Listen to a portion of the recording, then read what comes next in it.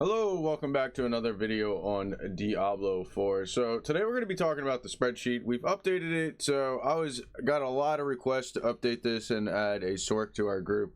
So we had one of the druids go sorc, and now they're playing sorc. So now the comp is rogue, sorc, necro, and druid.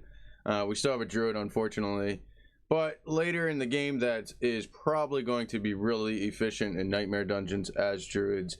After about 64 65ish really start picking up and accelerate. So hopefully when the nightmare dungeons come out, druids have accelerated and maybe catch up to the rogue double rogue comps, etc. So I don't know, we'll see. Anyway, so we've redefined and changed the route quite a bit from the original route that I posted in yesterday's video, and testing it and stuff like that. The first map doesn't take that long, so testing this didn't really take us that long. The dungeons actually took the longest to test. So anyways, it's essentially the same map, except you notice here we cut out these two events in the middle here, and at 10 you go south instead of north. So we added the waypoint here, and as well as the dungeon down here for the sorcerer, and then you go to the events here and grab the waypoint here, and then you come over and get the rogue. You will be 15 before you get to this dungeon. And so at this point here, the rogue needs to return and get his class quest, and then you guys all will meet at 21. So it explains all that here, so you just have to follow the steps step by step pretty much, and it'll tell you where the marker is and stuff like that. It'll tell you, you know, the rogue returns and gets the class quest, and then the person with the fastest load time. So in our case, one of our guys, Josh, he has the fastest load time, so he would run to the marker at 21, and then everybody else would go to Siragar, and we would gamble and salvage, and then we would port back to Josh, who was at the dungeon already at the marker 21. And then Josh would then go back to Siragar while the rest of us start the rogue's dungeon, and then Josh would just teleport once he's done salvaging his gear and gambling. So, and we picked him because he has the fastest load times out of all of us. So but yeah, so that's the first part here. That's one of the major changes to the first part, and that really picks up the rogue once the rogue has his class quest done, as well as twisting blades. And the next part is where we go and get the twisting blades. This part's huge for the rogue. So once you're done clearing the dungeon at 21 for the rogue class quest, you're going to teleport to Siragar again, and that's going to be here at the marker 22. And then you're going to, it's a similar route, you're just going to go to 23 event, 24 event, 25 event, and then you're going to clear the 26 dungeon, and that is for the Edgemaster aspect, I believe. Now, this is where it gets weird. So once you clear this dungeon, you're going to split off into two different groups. You're going to take the rogue and necro, and they're going to go north to the 27 marker in their own group.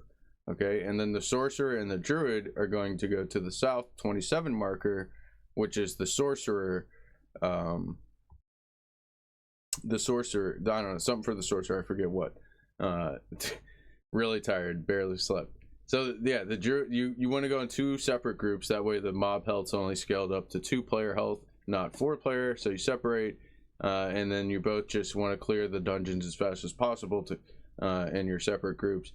And then once both groups clear their dungeons, you regroup as 4, and then so you get back in a group of 4, and then you progress to map marker 28, which is down here at Kedbardu.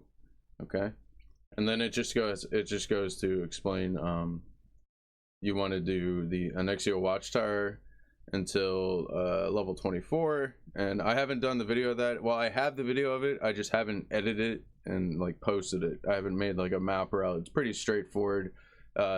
You'll spawn on the south side, so the original spawn, you stay as a group, you clear the circle, and then the leader leaves, and then he spawns south side, and then 2 of you go left, 2 of you go right, and then you just clear left, and then the right side, and then you meet back in the middle, kill the middle mobs, and then you kill the sub boss, and then the leader leaves again, reset, do it again.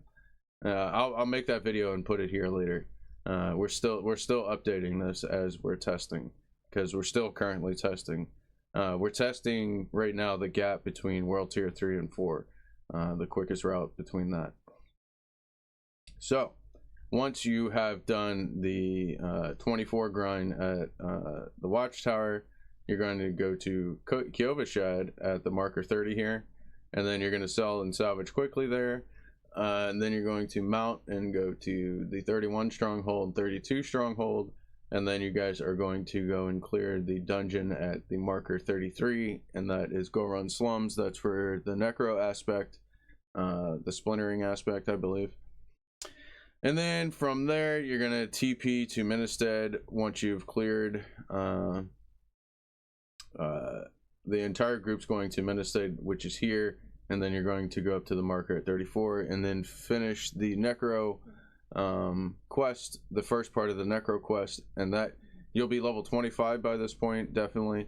So at this point, you're going to be able to unlock your golem, and so you're going to want to help your necro get their bones for the first part of their quest, and then once they collect their bones, the necro is going to run down to his quest and leave the group entirely. He's going to solo this part. He's going to solo the second part of his quest, because it only takes about it's like a 40-second ride, maybe, or actually it's not even 40 seconds, it's probably like 30, maybe 25-30 second ride. Then it's like a 10-15 second dungeon. So 40 seconds, about a minute, 40 seconds to 1 minute time for them to do their second part, and then they rejoin the group. And then once they do that, you all head to, or well, while the necro is doing their part, the rest of the group is teleported to Zabernet, I think it's called, and then whoever your fastest load screen guy is, because you got to go through several fake load screens through here. So Josh, in our case, is going to run to 36 dungeon down here, and that is a universal aspect that everybody needs. So Josh is going to run there, and then once I'm done with my quest for the necro, I'm going to just TP out and then use town portal to get back to the group, and then everybody else is going to take town portal to Josh once he gets there as well. Now if you all have very fast load screens, you all can ride together, but there's you don't really have to do that. So it's up to you guys what you want to do at that point, but just the fastest person just has to go to 36, and then you're all going to regroup and do 36 together, clear that out, and then once you clear dungeon 36, you're going to teleport back to Ministered, which is up here. I forgot to mark this. I'll fix that after the video. And then you're just going to mount up from there and then go to Cordragon Stronghold, and then you're going to farm this until 35.5. So yeah, that's the updated route, and then that's right before the capstone. And then you're going to want to go, once you are 35.5, you're going to want to go to Malnock, and that's the stronghold. And again, from the previous video, that's going to be, did I not update that marker number? Nope, it is 18. Okay, so you're going to want to go to 18 on map 1, so that's map 1, and then which is Bear Tribe Refuge, and then head south on your horse, and then you want to get to this stronghold, and then follow these steps here. So kill the elite, open box, do the same thing in each point, and then reset. So that's the capstone prep, and then this is the upgrade part. You upgrade your armor to tier 3, upgrade rings amulet tier 2. All this is still remains the same. Everything's the same as yesterday. Craft your undead elixir, etc. You will have more materials, so you'll more likely be able to upgrade your better pieces of jewelry if you need to, and you'll also most likely be able to get the level 30 potion. So but we for test reasons did not, we just forgot to keep track of our materials, except gold and stuff like that. We forgot to keep track of like crushed bones or whatever for the tier 30 or level 30. So but yeah, we assumed that we're gonna have this, so you can probably get that. And now here's the stuff we worked on today and yesterday night, and this morning or whatever. So from the capstone, once you complete the capstone, obviously you're going to go back to GLPYHS, which is here marked 38, and then you're going to go up to the statue and change to world tier 3. Okay, and then from there you want to just open your map and then teleport straight to Ministered, and then you're just going to mount your horse, and then we're going to back to the Core Dragoon stronghold, and then we're going to farm this until 44, maybe 44 and a half. Okay, and then we're going to teleport to the marker 41, which is over here, Bear Tribe Refuge, and then from there you're going to mount horse and go down to 42 stronghold, and then you're going to farm this until 45, 45 and a half, and just pray to RNG Jeebus that you get a lot of gear from here. Now keep in note that you can't wear sacred gear until level 53. We did find that, so hopefully you can get gear that can get you up to level 53 doing that. Anyways, so at and around level 45, you can start running Hell Tides for items and crafting mats if your group's strong enough to do that. Note that Hell Tide does suck for XP, but it has to be done for the crafting mats if you want to enchant gear. So keep that in mind. Hell Tide timer map can be found via this link, so you'll be able to use this link. Why can't I click this? Hopefully you guys can click this. If not, I'll just put this link in the description below and then figure out why you can't click this. Yeah. So from once you reach 45, you're going to want to start doing the open world events, because open world mobs are level 53. So they'll be 8 levels higher than you. It shouldn't be too difficult for your group.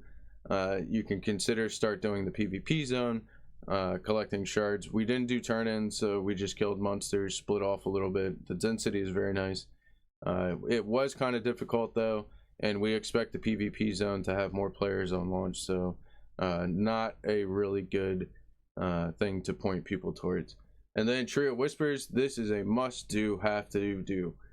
Tree of Whispers, you want to start doing your Tree of Whispers located randomly around the map, whether that be cellars, the abomination, and the PvP zone, whether it's random dungeons. If you can do that dungeon, keep in note that mobs are level 53 in normal dungeons and world tier 3, so it might be a little difficult for your group, but it should be doable if you are 45 or higher, so keep that in mind. Cellars should be really easy for your group. Keep that in mind for the Tree of Whispers. Sigil dust is what you need, and you want to be starting to craft and focus towards getting nightmare dungeons up and running. So yeah, at this point you should be gearing to run nightmare dungeons. And then so as soon as your group power is strong enough, you'll want to get aspects for the codex. Rogue should already be online. We already covered their dungeons and their class quest, mainly twisting blades early on. They don't really need the remaining dungeon aspects, but if your rogue feels like they need it, then go and do their aspect. Same with Necro Sorc. They will need some of theirs, and so will your trash druid if you have a druid.